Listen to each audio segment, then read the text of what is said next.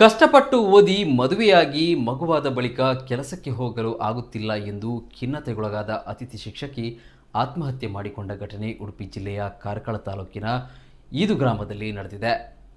ಪ್ರಸನ್ನ ಆತ್ಮಹತ್ಯೆ ಮಾಡಿಕೊಂಡ ದುರ್ದೈವಿ.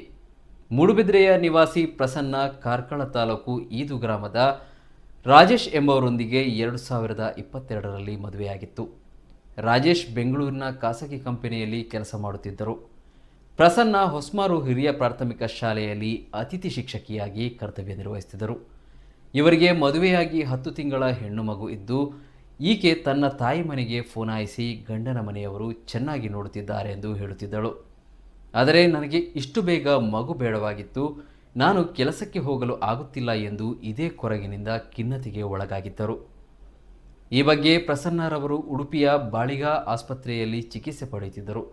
ಪ್ರಸನ್ನ ತಾನು ಇಷ್ಟು ಓದಿದ್ದರೂ ತನಗೆ ಮಗುವಾದ ಕಾರಣ ಕೆಲಸಕ್ಕೆ ಹೋಗಲು ಆಗುತ್ತಿಲ್ಲ ಎಂದು ಖಿನ್ನತೆಗೆ ಒಳಗಾಗಿ ನವೆಂಬರ್ 6ರಂದು ಗಂಡನ ಮನೆಯಲ್ಲಿ ಕುತ್ತಿಗೆಗೆ ನೇಣು ಬಿಗಿದು ಆತ್ಮಹತ್ಯೆ ಮಾಡಿಕೊಂಡಿದ್ದಾರೆ.